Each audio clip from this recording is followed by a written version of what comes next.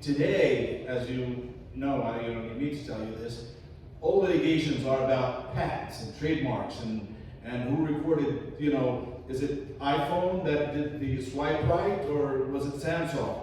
The first case that I worked on with this firm is a pharmaceutical litigation between a company called BMS, Bristol Myers Squibb, that you guys know. They produce a lot of, actually, we have an expert in the field right here.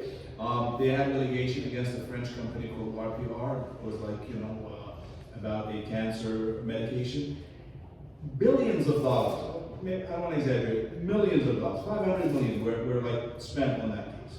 So the areas that you might find yourself getting into are so like really big that you don't have to make that decision probably, I don't even want to say until your second year of law school, maybe until you graduate law school and you start practicing. Now, I've known a lot of people that started practicing in one area and changed to another area based on what they like. So when you graduate from law school, you get your JD and then you take a bar exam. Obviously, every state has its bar exam, so you don't really, have to, like for example, when I graduated, I took New York and New Jersey. I actually took both because I was afraid that I was going to fail in one, but I was hedging my bets. But at that time I used to live in New York, but I wanted to practice in New York. I didn't know that I was going to end up living in New Jersey. But every state has its own, obviously bar exam. But a lot of states you have reciprocity where you can actually go work there. But the areas of the law you can practice in environmental law, you can practice business law, immigration law, criminal law, real estate law, and as an attorney, you can start specializing and joining committees and joining, obviously, the networks that work in a certain field, but you're not limited. You're not sort of like, you're not going to be under an obligation to practice criminal law because that's what you studied in law school. No, in law school you're going to cover everything. Does that answer the question? Yes. What's your advice for students who did their bachelor's overseas or anywhere? Yes. Would they need this law school?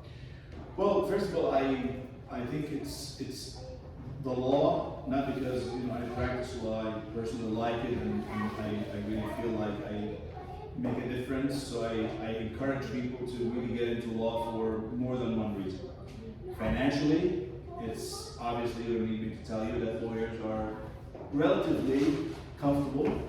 So it's not a risky profession to get into. When somebody is not sure and they're like, I don't know, maybe I will go to law school, maybe I'll go to something else, I tell them, you know what, go to law school, because every year 40,000 lawyers leave the profession and they go into other fields, because law gives you kind of like a base that you can actually, end up going into politics. There are a lot of lawyers that end up, becoming consultants. A lot of lawyers, end up becoming business owners. So if somebody studies abroad and they come here for law school, it's definitely a great area to get into. And there are people that actually have their law degree from abroad and they can come here and do something called evaluation. They do their master's and then they take the bar exam. They have to take 30 credits. I had an attorney that worked with me. He got his degree from Egypt. He came here. He did what's called the equivalency, I think. You did LLM? LLM, and they get 30 credits. They took the bar exam. The bar exam will be a little bit more difficult when you study abroad, only because the bar exam is tailored to subjects that are taught in law schools here. So in fact, I went to St. John's Law School. We had a higher passing rate than Columbia or Harvard.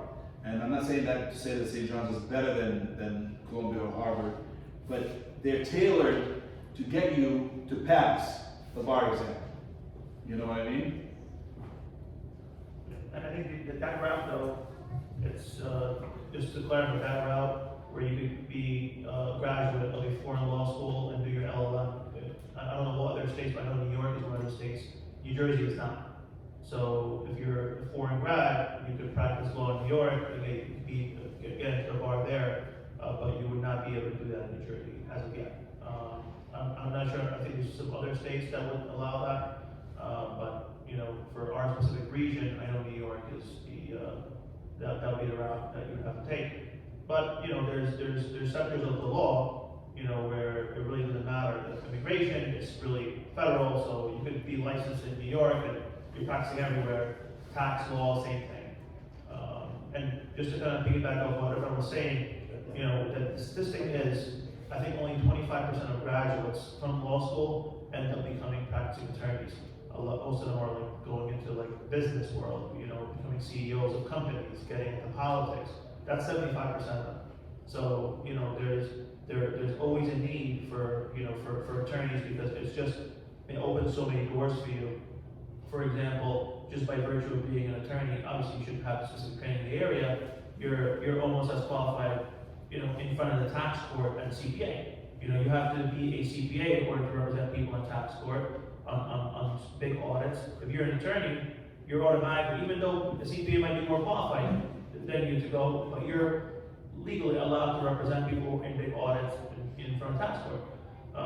You know, you being an attorney, you're automatically a notary in most states. You're automatically a realtor. You know, you're automatically a broker, actually, not even just a realtor. You bypass those years that others would have to go through. You're automatically, you know, in the title world. You know, and a lot of things are like hybrid with legal.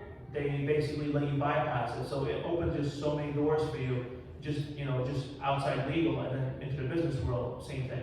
You know, a lot of, you know, one time I had a meeting where we said, well, Quest Diagnostics, and, you know, my uncle was there, he was like, oh, I brought my lawyer with me. And they were like, what are you talking about? We're all attorneys. And none of them were like counsel for the company. One was a VP for international affairs, the other was the president, the other was, it was like 6 of them, and they were all licensed attorneys, even though their job was not as attorneys for the company. They have corporate counsel. So, you know, they're just to kind of like give you an idea, a lot of these CEOs and, you know, management positions that you'll see in the big companies, they're have an attorney background. You know, sometimes they'll do an MBA with JD. So, you know, MBA and you're an attorney doesn't mean you're going to be a practicing, you know, right attorney in the sense that where you're going to court. I want to say something that I think is very important, not just for, you know, the area of the law, but the area of providing professional service in general. We tend to have, you know, of course, as a young community, you know, we are obviously still trying to, you know, find ourselves, so to speak. But I see that, alhamdulillah, now we have a lot of professionals that are becoming, you know, sort of like known in the you know, the legal profession, for example, and you know, other professions, medical and pharmaceutical, and that's kind of, you know, something that is important, but it comes with you know, a sort of caveat, so to speak, that we have sort of like this idea that the foreign professional is better than the Arabic professional. So when this is what I call عقدة الاستعمار. This is what we kind of like, you know, grew up believing, that, you know, a Jewish lawyer is better than an Arabic lawyer. And you know, I will tell you that when I first started practicing, obviously I was much younger, so I don't blame people for not trusting me as much, because, you know, when somebody comes to you with a law, with a problem, they want to make sure that you know what you're doing. But the, you know, number one comment that I used to get always is, you know, I have a Jewish lawyer. And I'm not really turning this into Arabic versus Jewish, but this is, even Americans say that, you know, because, you know, this is something that, you know, has become a stereotype. And it's such a bad stereotype that we all need to kind of like work on proving that it's not correct. And I'm not saying this to say that they are not, people that say this are not justified. I'm saying that the professional has the obligation to also prove that they're qualified. Because everybody, when I start talking about this, is going to think that I say, no, the Arabic lawyer is more qualified. When I started practicing, I knew a couple of Arabic lawyers, and I talked to them. And the reason that I talked to them without any pressure is that I had a day job, so to speak. I was working for a firm, so I wasn't like struggling to take cases to pay my bills. So when somebody comes to me and they say, I want to do, a marriage petition, I would, at that time, call one of my colleagues and say, so how much do you charge for something like this? And they say, I charge, at that time, let's say $1,000. And I would say, I'm going to charge you $1,000. And they say, but wait a minute, I have a Jewish lawyer who's going to charge me $1,000.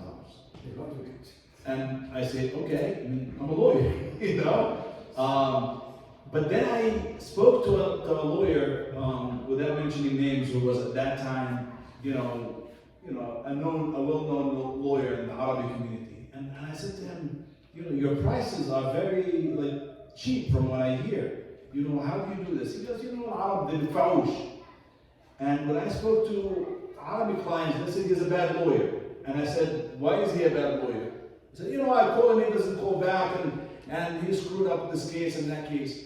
And I realized that we have a disconnect where we don't want to provide the best service because the Arabic client is not going to pay us what we deserve.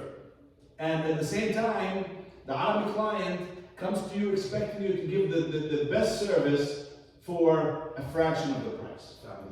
Exactly. And it's okay for you to say, this is like, I want to give you a better price than somebody else. But it should not be an expectation that is kind of like forced on you, that you have to give them a better price because, and this is a stereotypical thing that runs across. I remember when I first started practicing, I used to ride my bike around the store, and I had a Lebanese client who was working in the clothing industry, where they would have a lot of counterfeiting, products, and he had a case, and he promised me a lot of business, and I said, sure, I charged him $5,000 for the case. The next day he saw me on my bike, and he freaked out. They expect you to act in a certain way, and to we have this thing that you have to fit a certain profile. And one of those stereotypes is really that Arabic lawyers are not as good. Now, alhamdulillah, I think, Muhammad and myself, at this point, we have more business that we can handle, and I like to think that it's based on, good service, because I take pride of the fact that I have chain referrals. I feel good. I'm not saying that, don't get me wrong, I'm not saying this to brag. I'm saying this because I expect you, when you go to law school, to try to prove yourself based on merits. Don't expect Arabi or a Muslim to come to you because you're Arabi or a Muslim. You should prove that you are a good lawyer, because that's really how we should try to kind of help each other, and not just help each other, but be good citizens and be reliable. And I welcome everybody who wants to go to law school to come open up an office right next to my office. You know why? Because there's so much business for lawyers that it's never going to be a problem in competition. So we have a huge need for more lawyers and more doctors and more accountants and professionals in general. That our community really should. That's why I think what we're doing today is important, in my opinion. That we want this to be our message. And to kind of touch base on that, there's a huge void. So, for example, let's say New York real estate law is a bit more complex than Jersey, or just depends who you ask. When I went into New York, because I do high volume in New Jersey and in New York, so when I started going to Staten Island and to Brooklyn, there's a lot of Muslim and Arabic professionals in the mortgage business, in the real estate, over 100 realtors. So I used to ask them, who are the attorneys you're using? They're like, our number one owner brokerage, they'll send an Arabic attorney. I'm like, why? They screw up all the real estate deals? That's number one. So I said, wait a second. So there's no Arabic real estate attorneys here? I said, absolutely not. We sent it to the Jewish guy, we sent it to the Italian guy, and the Greek guy. So you actually go on 4th Avenue, 5th Avenue in Bay Ridge, there's like, let's say like 5 attorneys per block. They're only doing, family, immigration, there's exactly stuff. So I said, wait a second, there's no competition? I said, no. I'm like, and then I had to fight with them to start using it. I said, I have a title company. I'm like, title is more complex than the law. We insure the transaction. I'm like, I think we do this in our sleep. We're staffed for it. And then little by little, they were shocked. They were like, oh wait, we actually have an Arabic from the service to say this guy knows what he's doing, or a transaction or closing, the clients love him. And actually, because the professional it wasn't the client who was saying, I don't want to go to Arabic attorney. The realtors and everyone's telling them, go to anyone, but you're not going to Arabic attorney. Do not. Even if he mentioned, I want to go, because a lot of them, they've got immigration status from their attorney, and I want to go to this attorney who got my status. No, you're not allowed. So they actually did a full blockage. So it's actually good for me so far. But there's like, just to kind of show you like how much business is out there, it's a void. There's actually a void right now where I can tell you in our Arabic community, or whether it's in Astoria or whether there's not an attorney who practices that field. And it's a big field. You come here, and advertently, you come here to Patterson, you go on Main Street, there's like 10 Arabic attorneys who are doing real estate. So you see a disconnect. It's like, we got to start filling these voids.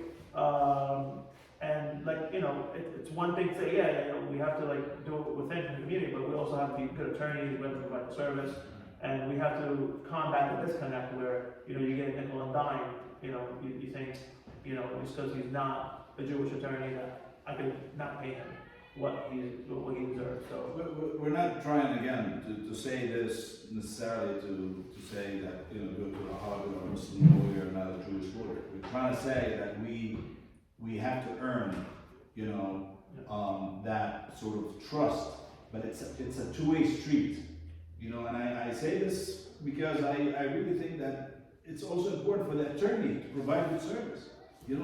I take pride in seeing that somebody comes to me and tells me that he came through somebody and somebody that I don't even remember, because that means that, your name, in the community is good. And our community is so good if they like you, and not just our community, I think any community, and they they can bring you down. Like I know I've known lawyers who were, sure you know too, who were like put out of business. Don't get me wrong, not every lawyer that made it in the field, because if you're not honest with people, and this is a field that is built on what is called fiduciary relationship, on thiqa, okay? I have people that come to my office sometimes, and I realize they're not talking to me as a lawyer. They're talking to me as a psychiatrist. And that's okay, because they feel comfortable with me, and sometimes too comfortable, because if you end up with a case where somebody thinks that you're a psychiatrist, then it's a problem, because they can call you at 4 o'clock in the morning, and that's the tax that we pay sometimes, but my advice to to our youth is, I encourage you highly to get into law if that's something that because there is really great potential. And one sheikh that I respect a lot is a alim, that once told me, is that you can actually get both, get paid and get hasanat. Because this is a field that you're helping people. When you really get a client that comes to you and trusts you, and you end up doing something good for them, you could actually change their life. You don't change your life, you're a seven in changing your life. But that's something that you could get, not just paid for, you could get hasanat for. What, if you don't mind, undergrad did you do? And is there a specific one that you recommend for the young? Well, What would help you with the, or now that you are a knock you the most out of, you know? So I double majored in political science and economics, and I minored in English. I think one minor someone can do is philosophy. I know that kind of helps with the LSATs, but I heard they might be getting rid of the logic game section, so that might not be the case anymore. So I heard that recently, but that kind of helped with the LSAT exam and teaches you how to think, because law school is a professional school.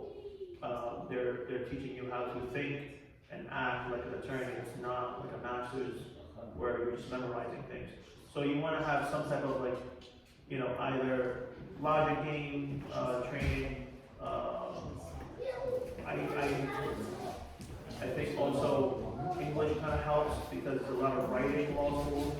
If you want from that perspective, even though the writing is different, even though the writing style is different, from a training perspective, it's good to have the ability to read a lot and be good at writing.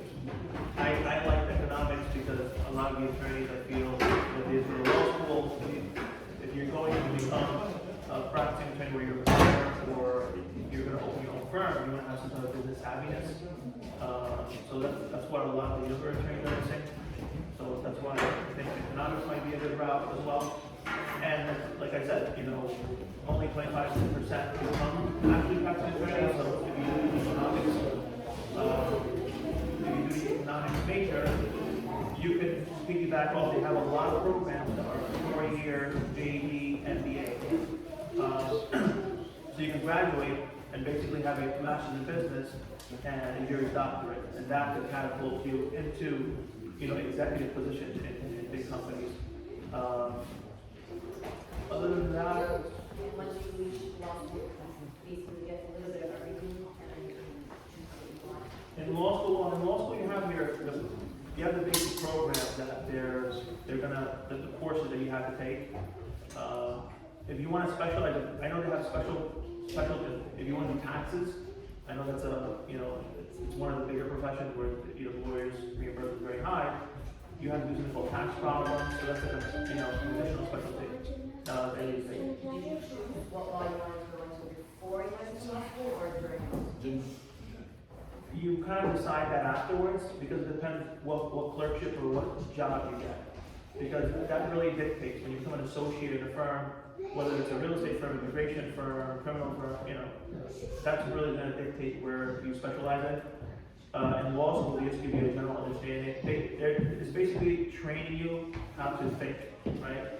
Because a lot of the exams that you're going to get in law school are going to be scenarios. A client comes to you, they tell you this happened. What are you going to advise them? They want you to know what the law is, and they want you to know how to basically to think like a lawyer and advise the client properly. And if you're not able, if you're just there reciting what the statutes are, but you're not giving the proper advice to the client, they're going to fail you at the exam. They want you to make that transition. You could have understanding of the law and have it memorized, but give the proper advice, and you would pass law school, you would pass the bar, as opposed to you memorize all the statutes and then not know how to give the proper advice. And a lot of those people fail. They said in the library, just memorizing, they probably spend 10 times more time than me just memorizing stuff, and they could probably recite the entire book, but they can't give the proper advice. So it's really a professional school. They're not teaching you specifics in each area of the law. When you come out of law school, it's basically through your work experience that you start to become specialized. They're not sitting there teaching you how to actually process immigration applications or do closing. You have to learn that yourself. You have to get experience to either working in a firm, doing some of the clerkships in a court. Other than that, it's going to be tough. They're not teaching you specific areas. So you're not learning patent law. They're giving you general ideas. Real estate or immigration. I really think the best thing that you will get out of law school is really teaching you how to deal with situations on the go, so to speak. Because there isn't a book that they give you where they would say, this is how you handle a matrimonial divorce, okay? And there isn't a book that they will give you that will say, this is, a PI manual, Of course, we have something called CLE, continuing legal education, that we go through all the time, and some people focus more on, you know, their area of expertise. But I think as far as like, you know, what areas are best, in my opinion, to study for as an undergrad, I really believe that, you know, English is always great, because as a lawyer, yes, we don't have like England, you know, barristers and solicitors, but your asset is really your ability to convince. I mean, you might not be a litigation lawyer, but still, you're probably an appeal lawyer. You're gonna write, if you're an immigration lawyer, you're gonna write a hardship letter on behalf of the client. If you're gonna, you know, argue a real estate transaction, you know, in court, or even if you want to sometimes just, you know, negotiate as an attorney, even though that's not necessarily what a real estate lawyer would do, but that's part of it, you know, kind of like something that the art of persuasion. So English is always, in my opinion, a default sort of like, subject to take in undergrad. But also, in my opinion, and from experience with like my friends that took the bar exam, people that had science background, they did extremely well in law school, especially engineering, because the art of, like in law school, we deal with basically the whole, like, you know, maybe a 3 year of kind of, you know, preparing for like legal methods, is how to think logically. You know, how you have an issue, then you want to have the reasoning, and then you want to have the conclusion, and how to have like that clear thought. And I feel like that people that can break down the issues can understand it more, and then when you argue cases in court, a lot of times you want the judge to understand what you're talking about. And you know, sometimes, and not just the judge, sometimes you're talking to the jury, you have to read the eyes of the jury and know, you know, who's going to be on your side and who's not going to be on your side, you know, in civil litigation and criminal litigation. So, you know, I think law school prepares you for, you know, how to handle things in general. That's why I said people that are B students in law school do better than A students in law school. Because people that are A students in law school are just so fixated on making it to the big firms, but they find it difficult adjusting if things don't work out. Like I have a friend who graduated, you know, law review, and when he came out of law school, he worked for a big law firm in the city, but it didn't work out for him. He didn't like it. He felt like he was just like basically pushing paper. So he left. So he started his practice, and he couldn't do it because he was geared on, like, you know, just like, you know, I'm gonna work for a big law firm. And he ended up going to another law firm, and he didn't like it. So sometimes I think, you know, you have to, you know, think of law school as training you how to handle, you know, life in general, not necessarily that specific field. Just to add a few points, most of the lawyers that they work in the city, the government, they have an engineering degree. They have an engineering degree. They have architects, they have bridges, traffic signals. They have to be very familiar when they review a contract. So most of them, I will tell you that, you know, right now, you know, and that's something that I tell my kids, even though that I never tried to convince them to go to law school, but when they ask me, I always say, you know, get a technical background. correct. Because this is always in need with today's society. You know, if you end up, you know, working in the pharmaceutical industry, for example, if you end up working in